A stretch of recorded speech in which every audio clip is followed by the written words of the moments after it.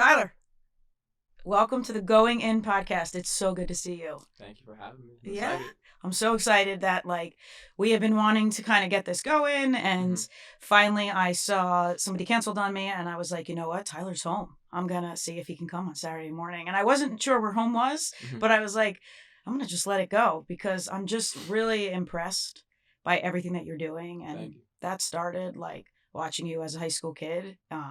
You were when I think about you, and just to dive right into it, is like you were always respectful, always had eye contact, always chased after it, even when you didn't know what was going to happen. And now I've watched you since you left high school. How many years ago was that? That was 2017, so Yeah, a while. it's a while. Yeah. Yeah. So now you're chasing your dreams. So let's start out with telling us what you're doing now, and then we'll go from there. So I'm still playing basketball. Okay. Right now I'm kind of in a little off season period. Okay. Just got back from Colombia. That was a cool experience playing out there. Okay. So now I'm just trying to enjoy some time with some family, some friends. Mhm. And then I go to Puerto Rico to play in March. Okay. So I'll be out there for training camp. Mhm. So yeah, I'm trying to just enjoy my little downtime right now, get my body right, hang out with some friends, family, Yeah. and stay ready. Yeah. You know. So tell us the journey from high school and what you did after that and how you Oh got man. here. Yeah.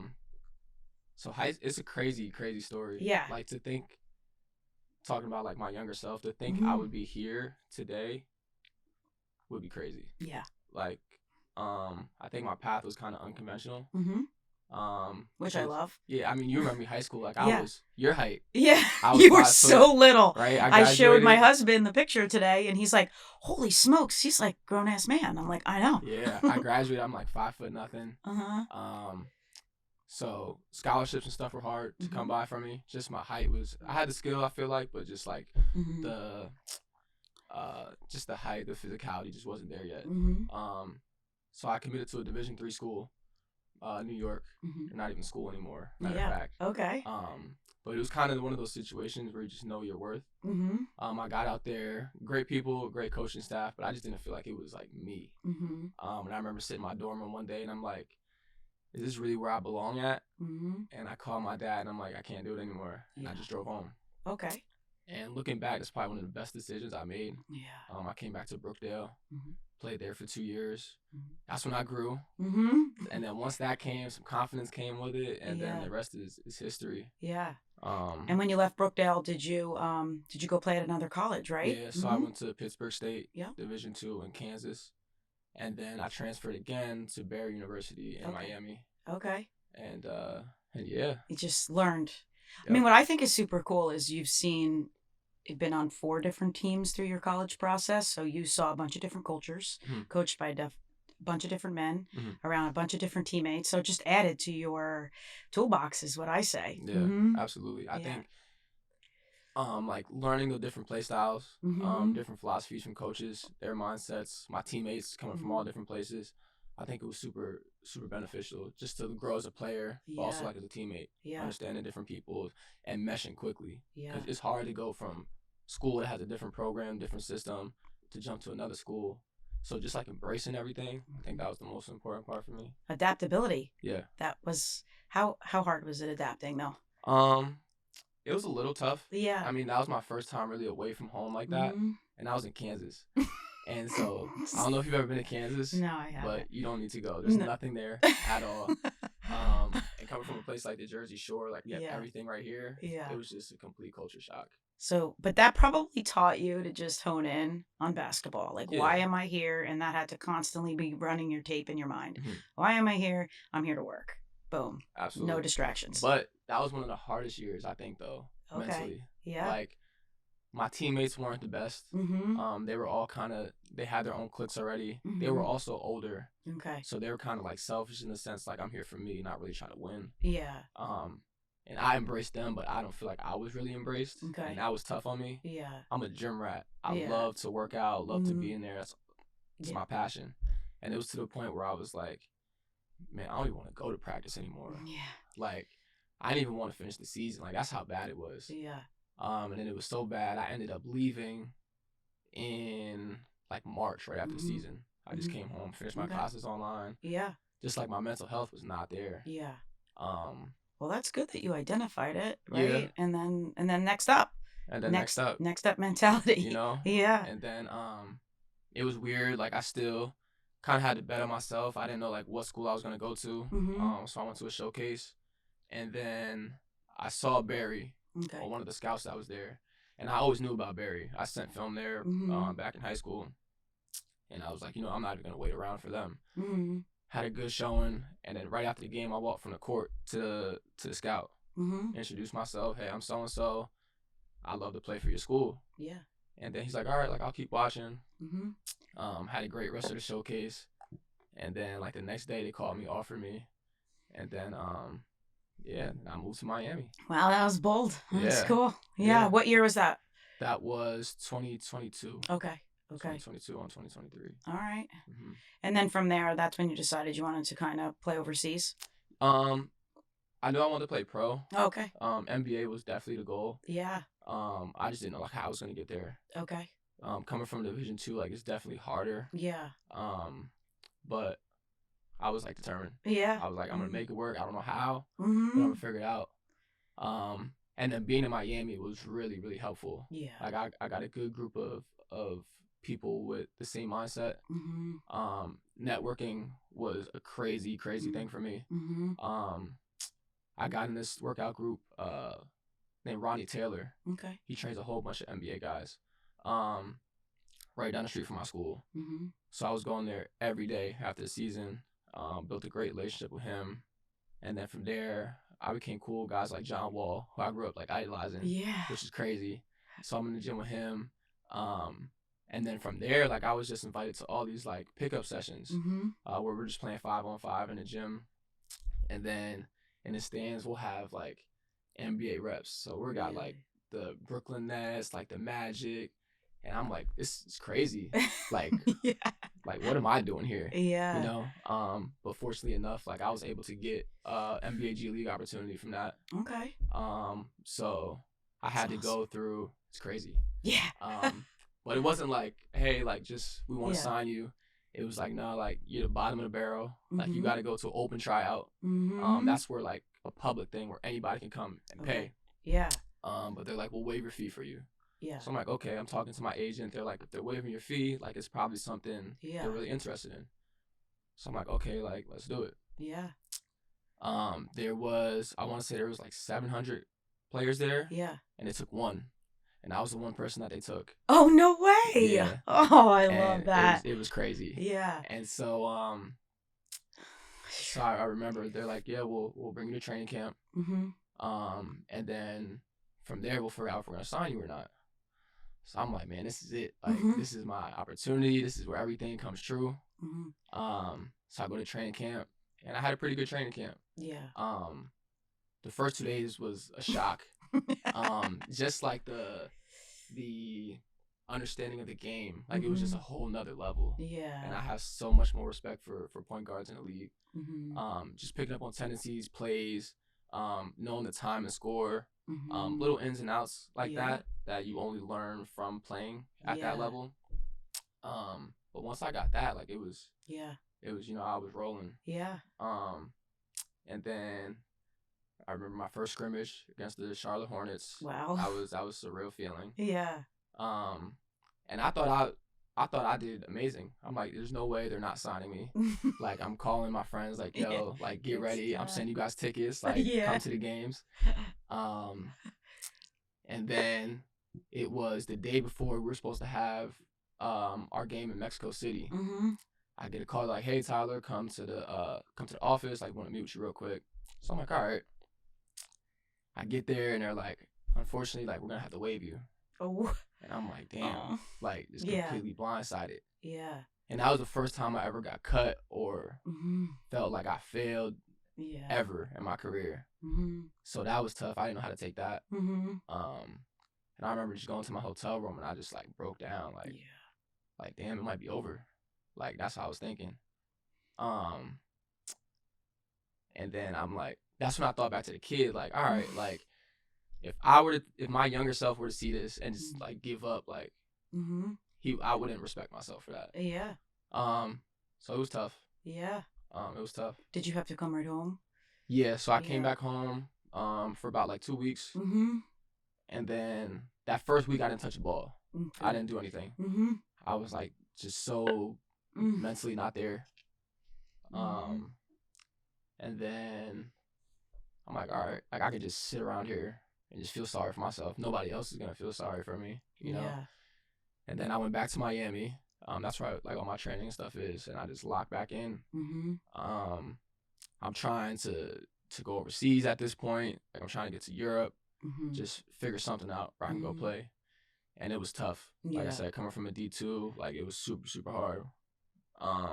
And then I got the opportunity to put my name in the draft for Puerto Rico. Okay. And that's a pretty big league. It's called the BSN. Ton of NBA guys in there now. Guys who played in the league got hurt.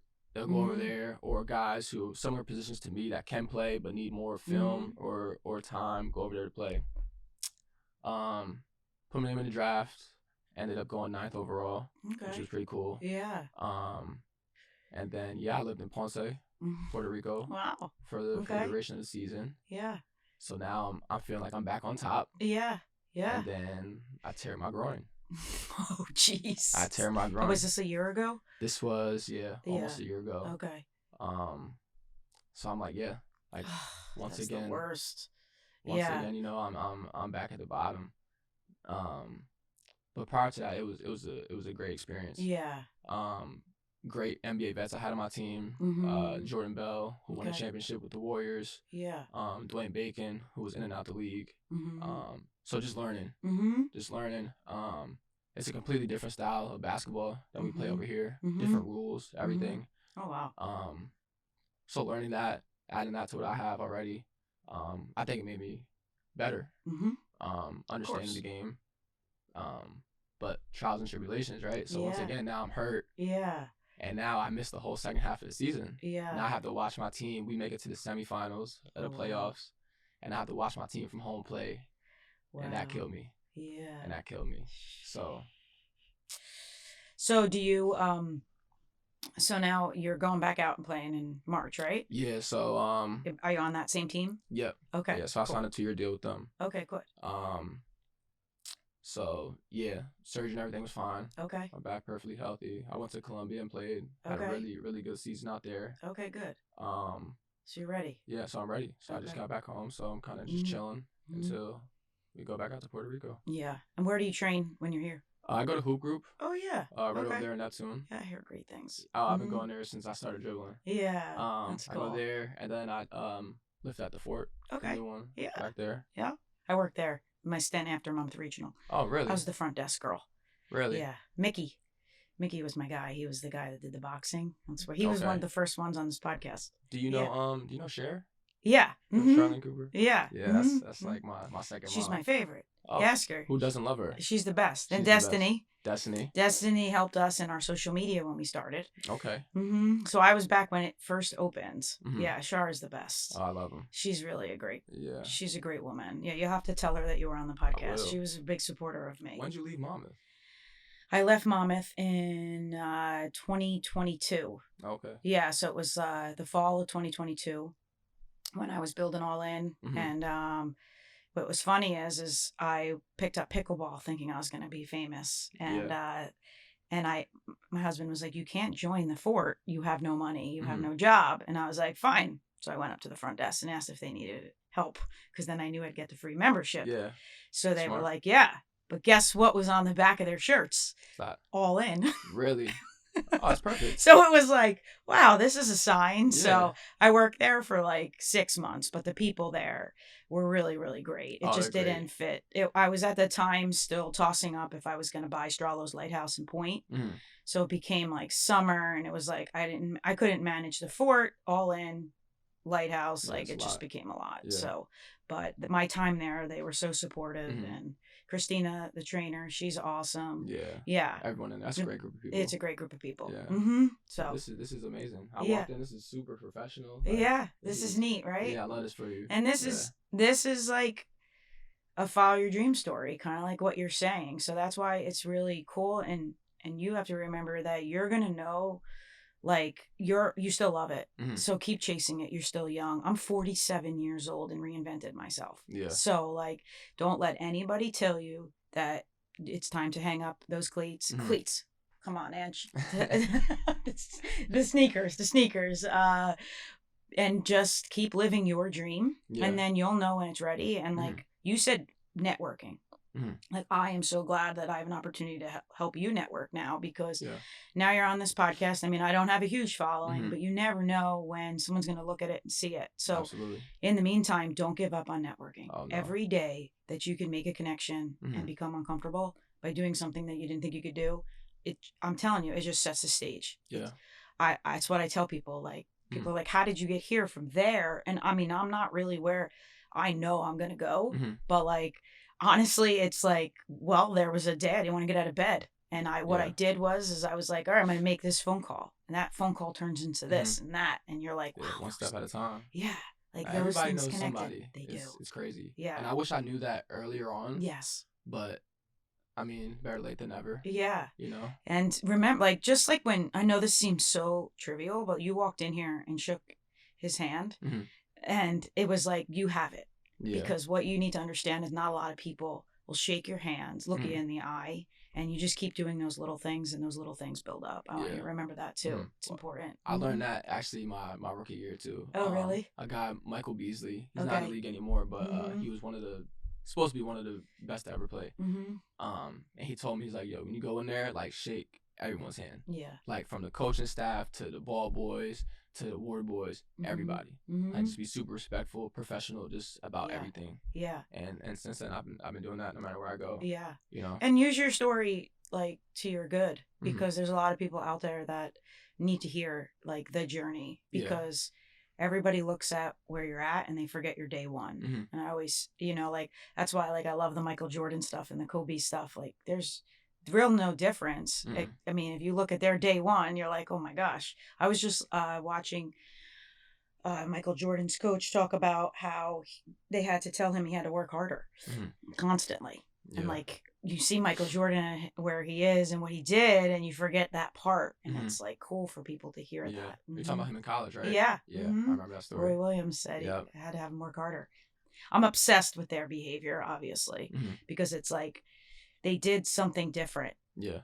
And they just did it every day. Did you read Relentless by Tim Grover? Yes. Great book. It's a great book. Great book. I'm obsessed. And remember, like, what else do you read? Do you like to? I recently read The Alchemist. Okay. That was a good read for me. Yeah. I haven't read anything since then, though. Yeah. I'm being honest with you. Yeah. Probably shouldn't tell my teacher that. But, no. That's okay. Yeah. I was never your teacher. I think I was like manifesting to be in my role I was in, because I was just supporting all you guys. Yeah. Sitting in my classroom eating snacks, letting you get out of class. Yeah. That was my dream job. Yeah. Now I'm creating it. That's what made you the best teacher, though. Sneaking into your room to get out of classes. Yeah. But talk about life. I mean, you guys talked about life. Yeah. We did have some deep conversations. We had some deep conversations. We did. Yeah. So what else do you love to do besides basketball? I think I'm a big kid. I love to play video games. Okay. You know, traveling. I've been able to travel the world, fortunately, with basketball. Yeah.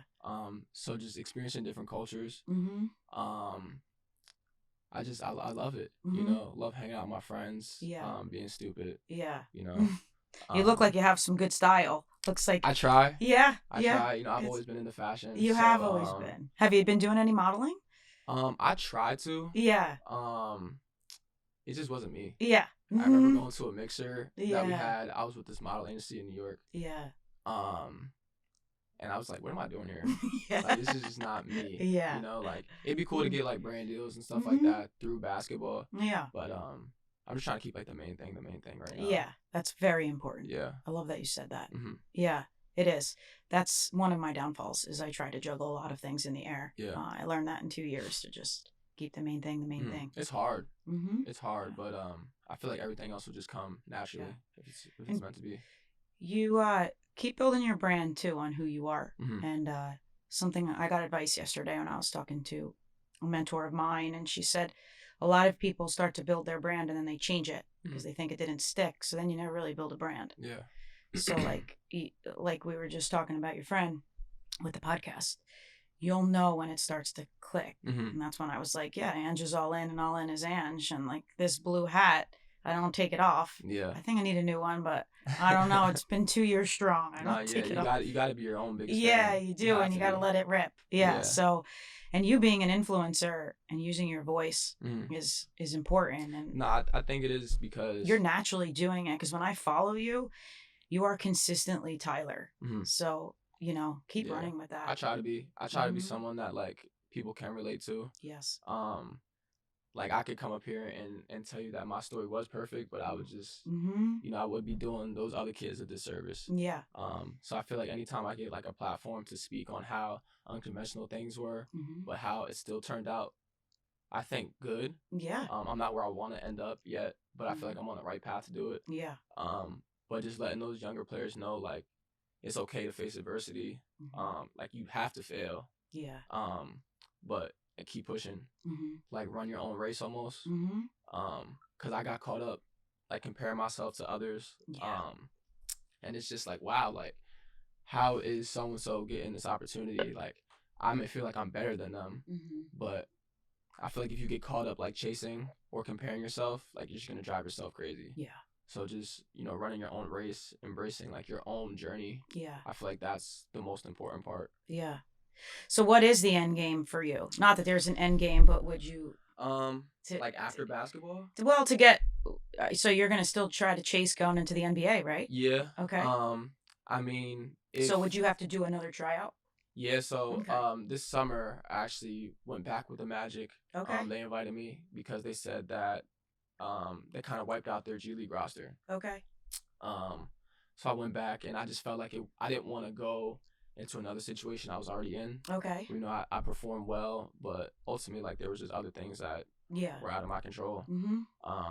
So I did that with them. The Cleveland Cavaliers. Okay. Really good workout with them. They liked me a lot. Cool. And before I even heard anything back from them, I'm like, no, I'm just going to go overseas. Like, I got to go. I'm coming off an injury. I need to play. Yeah. I need to get something going, some type of film stats. So that's where, like, I just said, like, I'm just going to bet on myself, kind of. Yeah. Went over there, like, our team's leading scorer. Yeah. You know, I was top 5 in the league in threes. Yeah. Almost every category. Okay. Great season. Yeah. I feel like I made the right decision. Good. So now that's kind of opening up other doors for me as far as overseas. I would love to get to Europe to play. Okay. You know, that's where the lights are bright at over there. Yeah. Europe and China. China would be a little crazy. A little crazy. Yeah. That's neat. But you know, I'm just taking it one step at a time. I love that it's unconventional. Yeah. You know, like it's really cool. I got so many guys playing overseas now, and it's becoming a bigger market. Like before it was kind of like frowned upon, but now you got these guys signing multi-million-dollar contracts, you know, versus if they were to come to the NBA, they'd just be like another role player. Yeah. So it's definitely giving players more of an opportunity to kind of like excel in their own way. Becoming you know, you're getting experiences no matter what. And sometimes it's not all tied to money as you're seeing. Yeah. So like we said, you're networking, you're meeting people, you're developing who you are as a man and what you're going to get back to the world. Yeah. Like you don't know which one conversation, which interaction, which person that you meet is going to be like, oh, okay. You might go in a totally different direction by a contact you make in Europe. Exactly. Like, I mean, they just do things different. I'm sorry. It's so cool. Different. It's so different. Yeah. Like, really though, like we get caught up in what we think are the bright lights. And when you just said that, like, they're everywhere if you can find them. Yeah. And I mean, these leagues, these organizations, like they're huge. Yeah. And you would never expect it. Like, I don't know if you've ever seen like a EuroLeague game or anything like that, but the atmosphere is just way better than even the NBA. Yeah. I'm just starting to see that it's not like everything is like your perspective on it. So like I could read a story from the EuroLeague compared to the NBA and all I want to know is the story. I want to see the man. I want to see the struggle and I want to see how they came out on top. And to me, like, it doesn't matter really who you are as long as you're influencing somebody. So I'm obsessed with it. Like it's because like you said, these guys are regular guys. Regular people. So whether you're bouncing the ball in the United States, you're bouncing the ball in Europe, you're regular people. Regular people. Yeah. And they all go through the same things we go through. Like, like I said, like my group in Miami was super like they were like some big names in the sports of basketball, and listening to like how they were going like I'm depressed playing in the city, like, and you would never think of it because like from the I outside love to looking hear in, this. like we think like these guys are just athletes, like they just show up when it's game time whenever we see them, and they're just ready to go, but we forget that they have their families back home, like they're going through things that we don't see all the time. So like seeing how they deal with things, and obviously theirs is on such a much bigger scale than ours. So seeing how they deal with it, how they cope, how they overcome those things. And they have feelings. They have feelings. And that's what like I want these young kids to understand in this high school, college level is that it's okay to have feelings. It's Absolutely. okay to talk about it. Because I'm sure your best teammates and your most vulnerable conversations came from people like, not just here, let me pass you the ball over and over again. It's, hey, how are you? Like, right? Like, let me share with you what I got going on. And then you look at that player, that man beyond the jersey, and you're like, I'm going to play for him today. I'm going to step up for him. So it makes you become more empathetic, No, I agree. I agree. That came with, like I was saying earlier, just like kind of embracing people going through different schools and teams. Like it was interesting to see like wow, like I would have never known like you've been through that. Like I thought I had it bad, and then you hear something, and like you said, it just makes you want to go harder for them. That's cool. I love that. Now I'm gonna ask you about resilience. Your definition. Just don't mind what I'm doing in the meantime. All right. Gotcha. Okay. So what is your definition of resilience? Resilience, I would say like delusional confidence.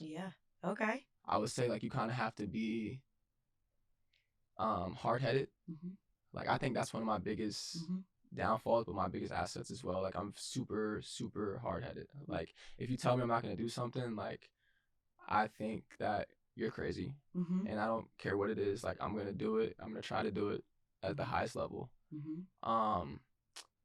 But yeah, just having that ultimate confidence, even when you think you can't do it, just one foot in front of the other. Just take it a step at a time. I love that. That's really it. Finding a way, right? Finding a way.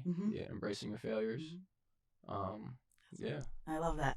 I like that you said hard-headed. Like, and some people could look at that so negatively back in an old connotation, but really being hard-headed is like, I think of like a cartoon, right? And they run into the wall and then they turn around and they go the other direction. There's even that quote from Michael Jordan where it says, if you can't run through the wall, find a way to get over the wall. Right. And so like it's running into the wall and then being like, okay, I'm going to shift my hat and I'm going to run the other direction and find a way. No, you have to be stubborn. You do have to be stubborn. I mean, there's so many people that are going to tell you that you can't do it. But like if you listen to them, then what? But and it is acceptance. People think acceptance and recognizing that it's hard is also not part of being resilient. It's just you have to pick yourself up. You have to. You can't just sit there. You have right? To. So we were talking about that. And the book, The Alchemist. The one quote that stuck out. It says that the only thing that makes your dreams impossible is the fear of failure. So like if you're just afraid that it's not going to work out before you even get started, like. How are you ever going to know? So. David Goggins. I'm sure has anyone told you to read his books? Yeah, that's the military guy, right? Yeah. He's cool. I'm going to send you some more too. I want you to keep reading. Yeah, most definitely. Yeah, I think that'll be really healthy for you too. Man, this was like such a blessing to have you on today. It was great. I know we talked about it a while ago. We did. And then, like I said, every time, I mean, I don't really scroll on social media much, but I have set up my social media so that when I do, I am interacting with people like you. So keep fighting the good fight and sending that message. I want to see you keep using your platform for good. Absolutely. Remember for people to see who you are beyond your jersey. And, you have All In rooting for you. We're going to get you some shirts. Absolutely. And get you rolling. And maybe we can bring you over to Middletown. Get you to talk to the boys. For sure. I'd love to. It would be awesome because I think that kind of magnet energy of you going over to play overseas gives you the perspective that will really help you. So, it's Thank great. You so much for having me. Man. I think this is amazing. I think this is amazing. Thank you. And hearing that it helps me keep going because there's a lot of you guys that believed in me. And you believe in me. And I hope I'm an example to you that you can really do anything that you put your mind to. Absolutely. I think it's so important. So important. You're the best, bro. Thank you. Awesome.